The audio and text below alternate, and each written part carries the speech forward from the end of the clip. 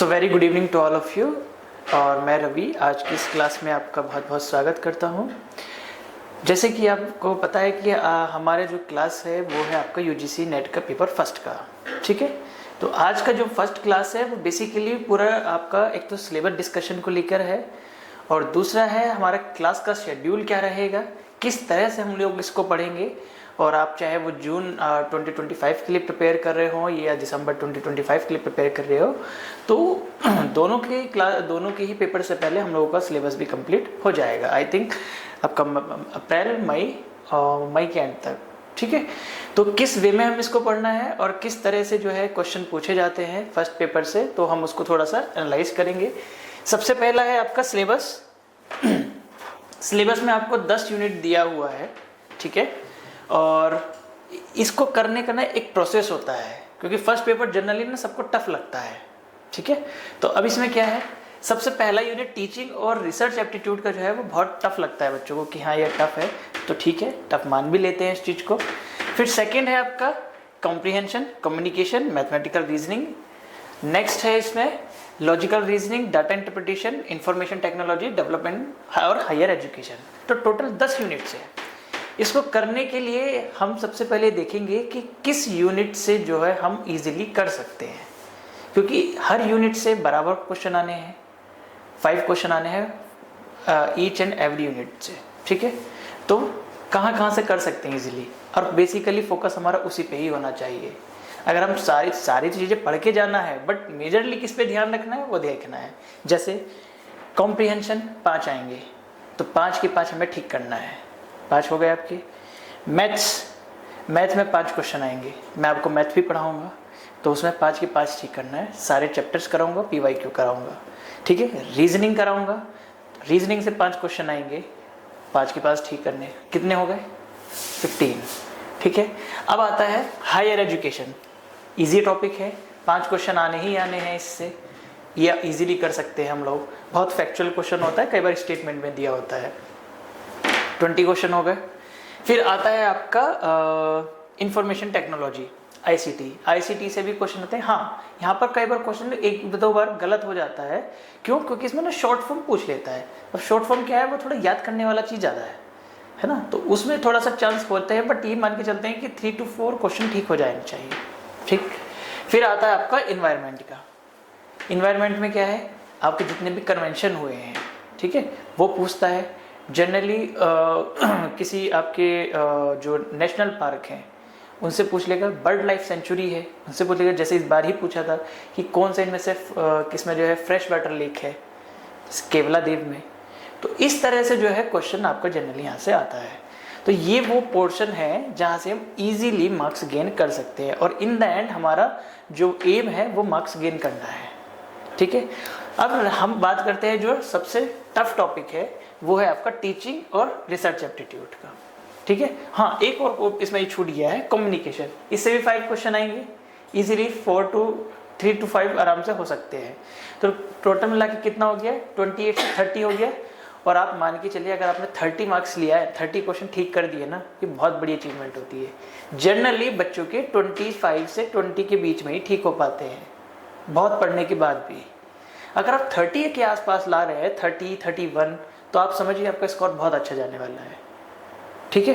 तो और मैं अपना पर्सनली बता रहा हूँ, मैं खुद इसमें 30+ 3 बार लेके आया हूँ, 35 के राउंड।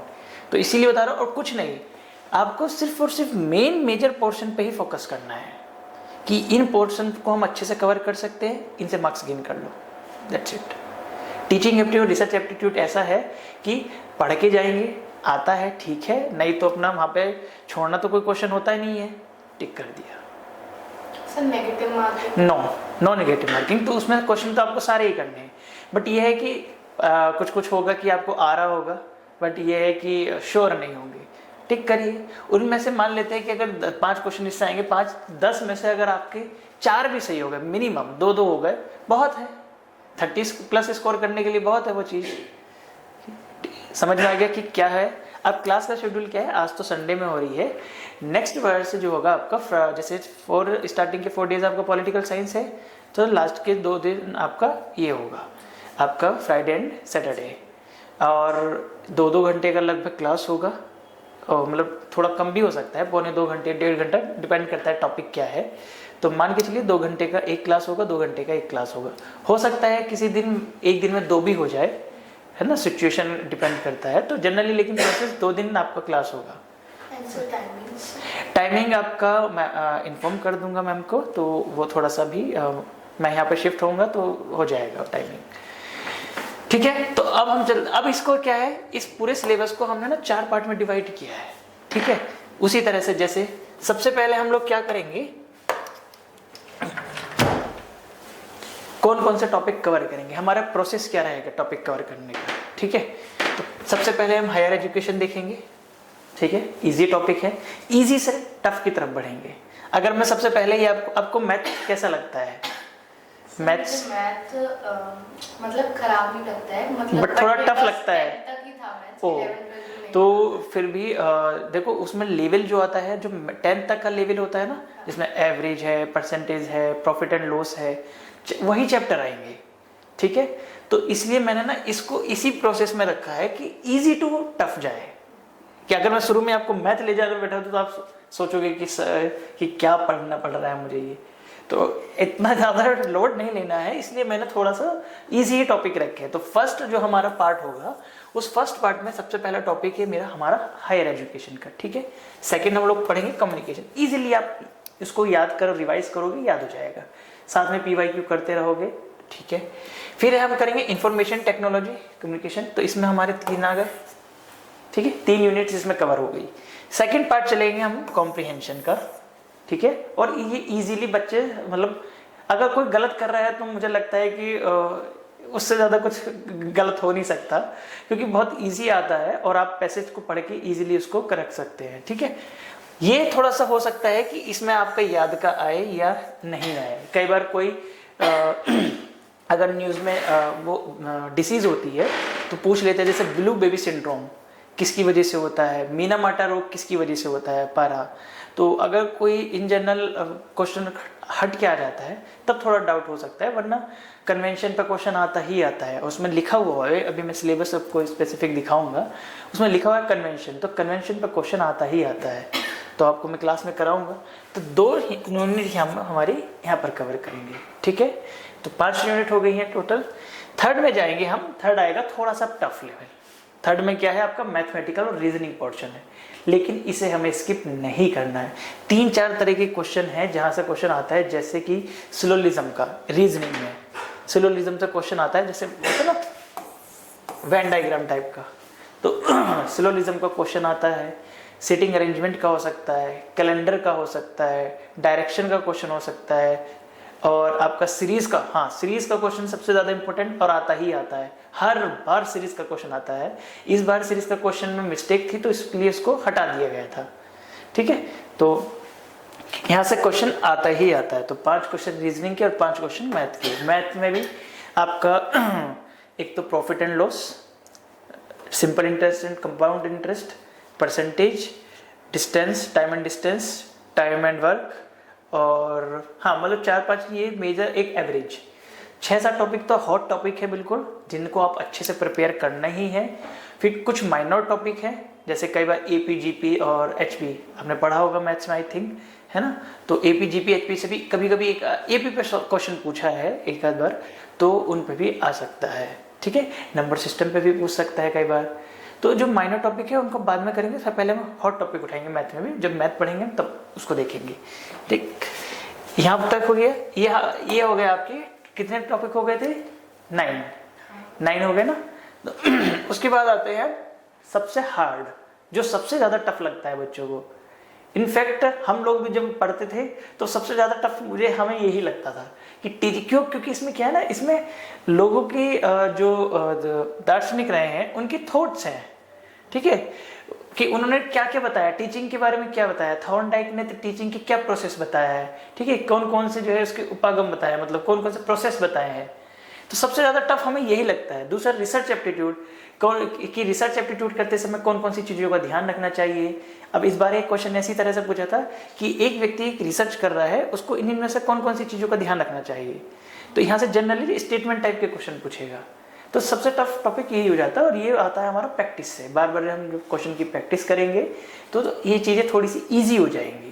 तो सबसे बार लास्ट में हम करेंगे इसको, मतलब सबसे पहला फर्स्ट टॉपिक सबसे लास्ट में, ठीक है, और सबसे लास्ट वाला सबसे फर्स्ट में।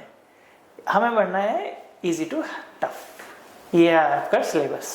समझ में आ गया सिलेबस में क्या क्या है। अब क्या है, ये तो एक ऊपर हेडिंग है। अब हर एक टॉपिक में भी कई सारे सब टॉपिक है। अब जैसे हम, अब ये तो आप पता ही है कि हर एक यूनिट से आपके 5 क्वेश्चन आने हैं, और एक प्रत्येक क्वेश्चन आपका 2 मार्क्स का है, ठीक। अब आ जाते हैं हम अपने जो हम फर्स्ट टॉपिक आज स्टार्ट करने वाले हैं। मैं आज आपका फर्स्ट टॉपिक स्टार्ट कर दे रहा हूँ, और आई थिंक 2 या 3 क्लास में आपका एक टॉपिक कंप्लीट हो जाएगा, ठीक है। तो हम, क्योंकि बहुत पढ़ना है, ऐसा नहीं कि बहुत छोटा सा है और मैं एकदम खाना पूर्ति करा के आपको पढ़ा दूँ, ऐसा नहीं है। तो अच्छे से पढ़ेंगे और इलेबोरेट तरीके से पढ़ेंगे जितना ज़रूरी है। साथ साथ ये भी बताऊंगा कि क्वेश्चन कहाँ से आता है, ठीक है। पहला है आपका हायर एजुकेशन सिस्टम। अब इसके ये सारे सब टॉपिक हैं। हायर एजुकेशन सिस्टम में हमें क्या क्या पढ़ना है।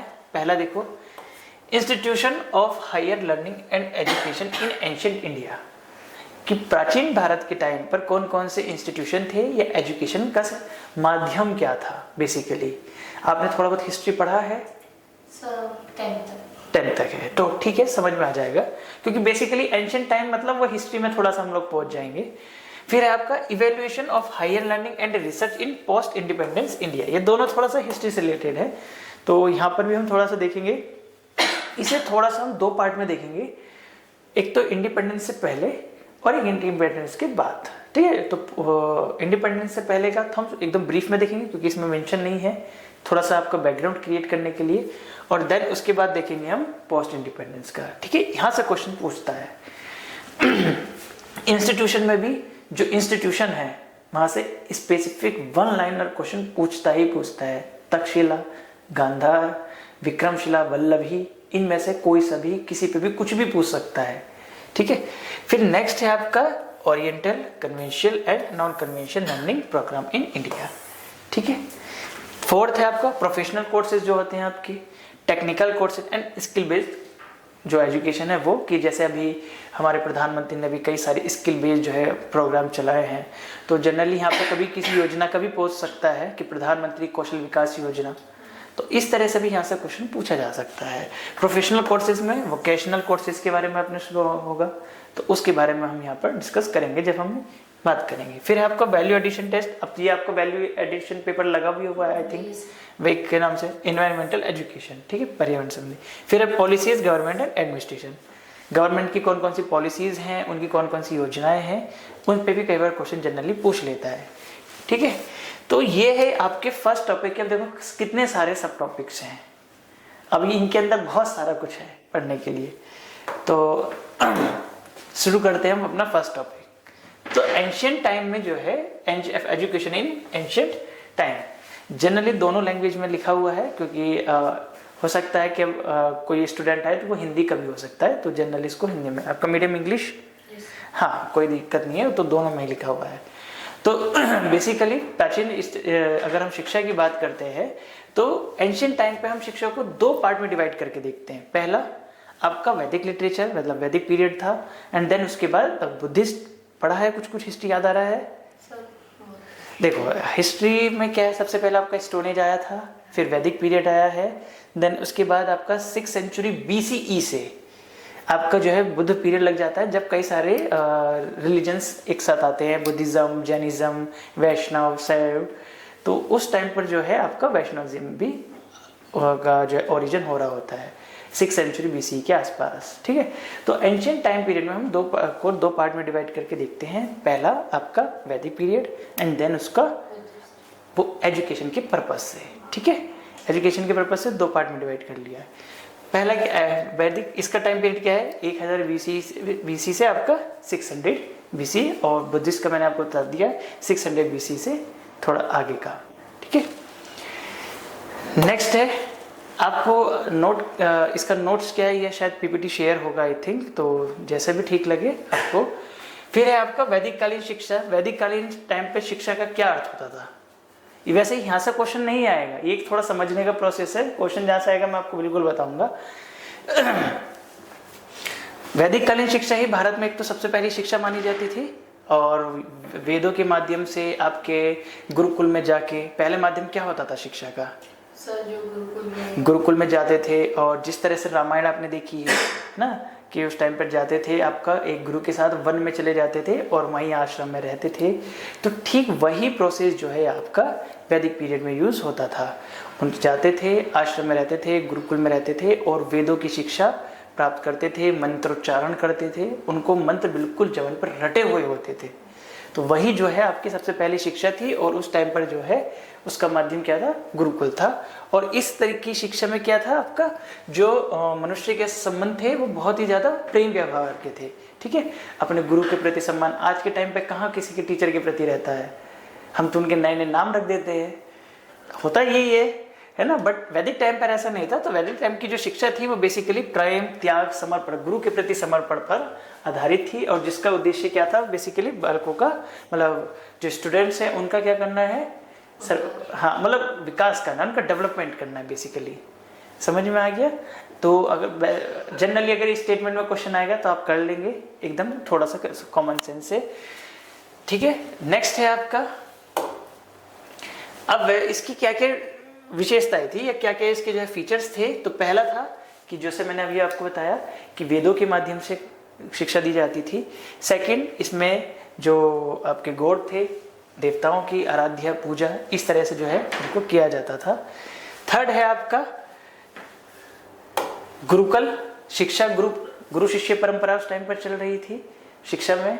तो गुरुकुलों में शिक्षा दी जाती थी और गुरुओं के द्वारा शिष्यों को ओरली शिक्षा, जैसे मैंने बताया कि मंत्रोच्चारण एकदम मुंह जवानी याद होता था, उनको पूरा रटा हुआ होता था।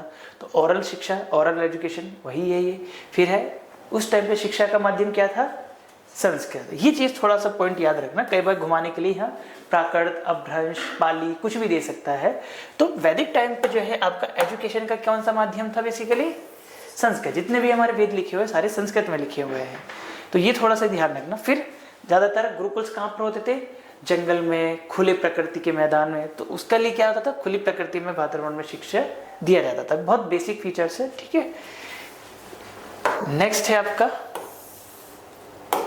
हाँ यहाँ से क्वेश्चन पूछने की संभावना होती है जो वेद है ना। वेदों में क्वेश्चन कैसे पूछा जाता है, और वो भी फैक्चुअल जैसे डेटा आएगा ना तब, कि ऋग्वेद की जो उत्पत्ति है वो वैदिक काल से जुड़ी हुई है सबसे पहले। और इसमें कौन कौन से वेद हैं आपके, कितने हैं टोटल वेद? हाँ टोटल वेद कितने हैं, चार। कौन कौन से, ऋग्वेद, यजुर्वेद, हाँ, सामवेद और और अथर्ववेद। ऋग्वेद सबसे पहले आता है, फिर सामवेद आता है, फिर यजुर्वेद आता है, एंड देन अथर्ववेद आता है। अथर्ववेद में ज्यादातर आपके तंत्र मंत्र, जो जादू टोना होता है उस टाइप के बारे में चीजें दी गई हैं। कई बार इस तरह से मैचिंग के लिए पूछ लेता है। ठीक है, तो ऋग्वेद के बारे में जो हिस्टोरियंस हैं उनका क्या मानना है कि जो है ये हिंद यूरोपीय भाषा के परिवार का सबसे पहला वेद था, या सबसे पहले क्या था आपका, इसको सबसे पहला फर्स्ट वेद मानते हैं आपके हिंदू ट्रेडिशन में। कौन, हिस्टोरियंस। ठीक है, तो इसकी कहाँ से स्टार्टिंग कहाँ से मानी जाती है, आपकी वैदिक पीरियड से ही। आप जैसे हिस्ट्री के कोई स्टूडेंट होगा ना, आप उनसे पूछिएगा। अगर जैसे मैं भी हिस्ट्री से पढ़ाता हूँ, मैं नेट का first paper history, second paper में हिस्ट्री में ही पढ़ाता हूँ। तो वैदिक काल में क्या है कि आपका जब भी हम उसके बारे में जानने की कोशिश करते हैं तो सोर्सेज की बात करते हैं। किसी चीज़ के बारे में हम जानते हैं तो क्या सबसे पहले देखते हैं उसकी सोर्सेज। तो सोर्सेज में सबसे पहले नाम आता है ऋग्वेद का। तो ऋग्वेद आपका बेसिकली किससे जुड़ा हुआ है, वैदिक पीरियड से। क्लियर है यहाँ तक। नेक्स्ट है आपका, हाँ यहाँ से क्वेश्चन आता है, ये फैक्चुअल है, ये चीज थोड़ा सा आप ध्यान रखोगे कि इस ऋग्वेद में कितने मंडल हैं, कितने हैं। इट हैज 10 मंडलास, 8 octavas एंड 1028 सूक्त। सूक्त मतलब क्या होता है, सूक्त होता है जिस तरीके के दोहे होते हैं ना, आपने कभी देखा हो, पढ़ा हो कोई वेद, या मान लो कि रामचरितमानस देखा हो, तो उसमें लिखे होते हैं ना कि दोहे टाइप की पंक्तियां, उस तरीके की सूक्त होती हैं। सूक्ति पढ़ी है कभी, जैसे मान लो एक लाइन है रामचरितमानस की, परहित सरिस धर्म नहीं भाई, पर पीड़ा सब नहीं अजमाई। तो मान लो ये सूक्ति एक लाइन है, तो उसी तरह के सूक्त होते हैं। तो कितने हैं? 1028 सूक्त हैं। 10,462 कितने हैं? मंत्र हैं। ठीक है, तो हाँ ज्यादातर ये पूछता है, एक तो सुक्तांश के बारे में, ये कितने मंडल है ये पूछता है यहाँ से। ठीक है, फिर है इसमें वही कि 33 करोड़ देवी देवता का वर्णन किया गया है और 25 नदियों का भी इसमें लेख है। ठीक है, ये आपको किसके बारे में याद रखना है? ऋग्वेद के। यजुर्वेद की हम बात करते हैं, तो यजुर्वेद में बेसिकली किससे संबंधित है? आपका यज्ञ। कई बार ना ऐसे देगा आपको, एक तरफ सारे वेद देगा और वो किससे रिलेटेड है। जैसे मैंने अभी इसका बताया आपका ऋग्वेद का, तो ऋग्वेद किससे रिलेटेड है? बेसिकली आपका किससे रिलेटेड है? देवी देवताओं की आराधना, देवताओं के वर्णन से, एक तरीके से पूजा पाठ से संबंधित है। ठीक है, यजुर्वेद किससे रिलेटेड है आपका? यज्ञ। यज्ञ की विधियां, यज्ञ के प्रयोग, कौन कौन से यज्ञ होते थे, तो वहां पर यज्ञ से रिलेटेड कुछ भी वर्ड दे सकता है ना, तो वो होगा। एंड देन सामवेद किससे संबंधित है? संगीत, म्यूजिक। ठीक है, तो यहाँ पर एक साइड में आपको 4 वेदास देगा, एक साइड में वो किससे रिलेटेड है ये देगा, और देन आपसे मैचिंग करा लेगा। और अथर्ववेद का मैंने आपको बताया ही है, जादू टोना, तंत्र मंत्र, ये सब है ना। तो इस तरह से क्वेश्चन का एक फ्रेम करने का तरीका समझ में आया। हाँ, ऐसा नहीं है कि हाँ यहाँ से डायरेक्टली पूछ लेगा, इतना इजी नहीं पूछेगा। अब पेपर का लेवल धीरे धीरे टफ होता जा रहा है। तो यजुर्वेद में बेसिकली क्या है? यज्ञ की विधियां हैं, यज्ञ के प्रयोग हैं, किस तरह से यज्ञ किया जाता था, कौन कौन से यज्ञ किए जाते थे। अथर्ववेद वो आपका अश्वमेघ यज्ञ है, आपका राजसूय यज्ञ है, ये सारे क्या थे? आपके वैदिक टाइम के यज्ञ हुआ करते थे। कभी आपने सुना होगा रामायण में राजसूय यज्ञ, है ना, और अश्वमेध यज्ञ जिसमें एक घोड़ा छोड़ा जाता है और जो उस घोड़े को रोक लेता था उसके साथ उसको युद्ध करने का पड़ता था वॉर। ठीक है, यहाँ तक इसमें क्या है? कितने चैप्टर्स हैं? 40 चैप्टर्स हैं। थोड़ा फैक्चुअल डेटा है। दूसरा, इसमें किसका भी वर्णन, हाँ ये भी वर्ड दे सकता है आपको, यज्ञ क्या ला, ये भी दे सकता है कि कर्म कांड is mainly mention in this, कि इसमें किसके बारे में बताया गया है, कि जैसे संस्कार टाइप सुना है, संस्कार 16 संस्कार सुना है। 16 संस्कार होते हैं आपके, और संस्कार पर क्वेश्चन यूजीसी नेट में हिस्ट्री में जरूर पूछता है एक न एक संस्कार का नाम। तो 16 संस्कार में जैसे होता है ना कि आपका जैसे कभी सुना हो किसी बच्चे का अन्न प्रशासन हो रहा है, चूड़ा कर्म हो रहा है, या ये हो रहा है, तो वो बेसिकली क्या है? उनके कर्म कांड है ना, कि अंत्येष्टि है, अब दाह संस्कार करने जा रहे हैं, तो ये क्या है? उनके कर्म कांड की क्रियाएं हैं। तो इसमें बेसिकली क्या है? आपके कर्म कांडों के बारे में भी बताया गया है। ठीक है, फिर नेक्स्ट ये, हाँ एक चीज और, ये किस उसमें लिखा गया है? इसका फॉर्मेट क्या है आपका? प्रोज। जैसे आपने पढ़ा होगा ना, गद्य, एक पैसेज दिया होता है, ठीक है, तो गद्य फॉर्म में लिखा हुआ, मतलब ये प्रोज फॉर्म में लिखा है। आपने कभी इंग्लिश की बुकें पढ़ी होंगी तो उस टाइप में लिखा हुआ है। एक होता है पोइट्री फॉर्म, तो पोइट्री फॉर्म में नहीं है, ये प्रोज फॉर्म में है। यहीं पे आपको लिख देगा पोइट्री फॉर्मेट, गलत हो जाएगा स्टेटमेंट अपना में। समझ में आ गया कि छोटी छोटी चीजों का ऐसे ध्यान रखना है हमें। नेक्स्ट आपका कौन सा है? सामवेद। मैंने अभी बताया था किससे रिलेटेड है, म्यूजिक से रिलेटेड है बेसिकली। और इसमें क्या है? ऋग्वेद की ऋचाओं का संगीतमय रूप है। ठीक है, तो इसमें क्या है? ऋग्वेद की जितनी भी सूक्तियां हमने पढ़ी थी उनको किस रूप में दिया गया है? म्यूजिक के फॉर्म में दिया गया है। ठीक है, किसमें? म्यूजिक के फॉर्मेट में दिया गया है ऋग्वेद की। फिर इसमें कितने मंत्र हैं? 1824। दूसरा, कितनी शाखाएं हैं और कितनी ऋचाएं हैं, ये थोड़ा सा हम लोग माइंड में रखेंगे। इसमें ये वाला पॉइंट याद रखना, ये पूछता है कि किस वेद में सवित्र, अग्नि और इंद्र देवताओं का वर्णन किया गया है। सवित्र यहाँ पे है ये सूर्य, सवित्र सूर्य देवता, अग्नि, इंद्र, ये किन का वर्णन किस वेद में मिलता है? सामवेद में मिलता है। नेक्स्ट है आपका अथर्ववेद। अथर्ववेद कितने चैप्टर्स है? 20। 5687 इसमें क्या है? मंत्र हैं। ठीक है, इस वेद में क्या है? रहस्यमय विद्या है। रहस्यमय मतलब मैजिकल, वही सब जादू टोना जिसमें रहस्यवादी छुपा, किसी न किसी चीज का रहस्य छुपा होता है ना। तो मिरेकल्स होते हैं, जड़ी बूटियाँ, चमत्कार, वही सारे जादू टोने से रिलेटेड इसमें होती है, या सिंपल भाषा में बोल दें। दूसरा, इसमें कितने खंड हैं? 8 हैं। और ज्ञान से कर्म करते हैं, परमात्मा की उपासना में लीन रहकर मोक्ष प्राप्ति की बात करते हैं। बेसिकली हम इस जीवन में रहते हुए ईश्वर को कैसे प्राप्त हो सकते हैं, हम मोक्ष की प्राप्ति कैसे कर सकते हैं, किस वेद में बताया गया है? अथर्ववेद में। ठीक है, बेसिकली मोक्ष की प्राप्ति, जैसे आपने जैन में भी सुना होगा कि मोक्ष प्राप्ति के लिए संथारा या संलेखना होता है। ठीक है, उसमें आप देखा है कि संथारा की उस लेडी ने संथारा ग्रहण कर लिया अपनी सारी प्रॉपर्टी छोड़ के। कभी न्यूज़ में देखा होगा कि खासतौर से गुजरात के लोग बहुत ज़्यादा करते हैं, जो बिजनेसमैन होते हैं, कि एकदम सफ़ेद साड़ी धारण कर लेते हैं, सब कुछ त्याग भोग छोड़ के। वो बोलते संथारा ग्रहण कर लिया है, अब वो मोक्ष प्राप्ति के मार्ग पर अग्रसर है। तो क्या है कि किस में बताया गया मोक्ष के लिए? अथर्ववेद में। ये चीज़ समझ में आ गया। यहाँ से क्वेश्चन जनरली नहीं पूछा जाता, बट ये टॉपिक है तो हमें अपना पूरा टॉपिक पढ़ना है। जहाँ से पूछा जा सकता है वो मैंने थोड़ा सा मतलब उसको इलेबोरेट थोड़ा सा बताया भी है कि यहाँ से क्वेश्चन आएगा। क्लियर है यहाँ तक? नेक्स्ट चलूँ मैं? ठीक है। अब आते हैं कि इसके कौन कौन से केंद्र थे, सेंटर कौन कौन थे। तो इसमें वैदिक काल में एक तो सबसे पहला सेंटर ये परिवार है। ठीक है, सबसे पहले सेंटर क्या होता था आपका? अगर हम आपकी एजुकेशन की बात करें तो आपका सबसे पहला सेंटर क्या है? एजुकेशन के लिए मतलब इंस्टीट्यूशन। हाँ, मतलब सब ऐसे तो बोल सकते हैं कि घर से भी बिल्कुल, सबसे पहला ही घर होता है। सबसे पहला अपना घर ही होता है जहाँ से हम बच्चा कुछ पढ़ना लिखना कुछ सीखता है। तब उसके बाद स्कूल आता है, या कॉलेज आता है, या गुरुकुल्स आते हैं, जो भी आते हैं। सबसे पहले इंस्टीट्यूशन क्या होता था? घर होता था। एंड देन बाद में हायर एजुकेशन के लिए बच्चा उस टाइम पर गुरुकुल जाता था। आज जैसे कि हायर एजुकेशन के लिए यूनिवर्सिटीज आते हैं बच्चे, बड़े बड़े अलग अलग फॉरेन चले जाते हैं। उस टाइम पर क्या होता था? गुरुकुल्स होते थे तो गुरुकुल्स में जाते थे। ठीक है, तो ये थोड़ा सा पॉइंट याद रखना।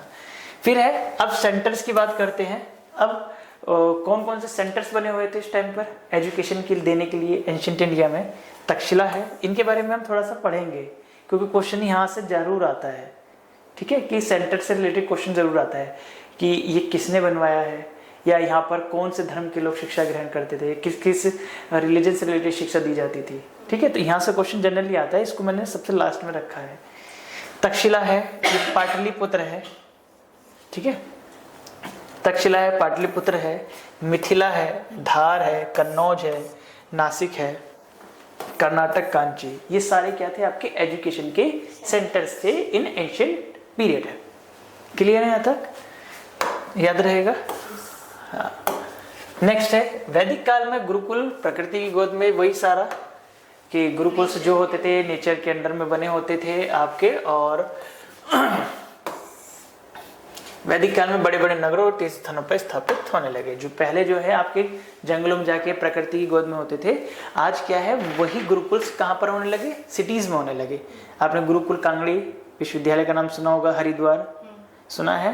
तो क्या है, एक मेन सिटी में है, वो भी एक गुरुकुल ही है। तो पहले होते थे आपके प्रकृति के अंतर्गत, मतलब बोलते जंगल वगैरह में बने होते थे, और अब क्या है, अब मेन सिटीज में बनने लगे थे। तो ये चेंजेस थोड़ा सा हमें यहाँ देखने के लिए मिलता है।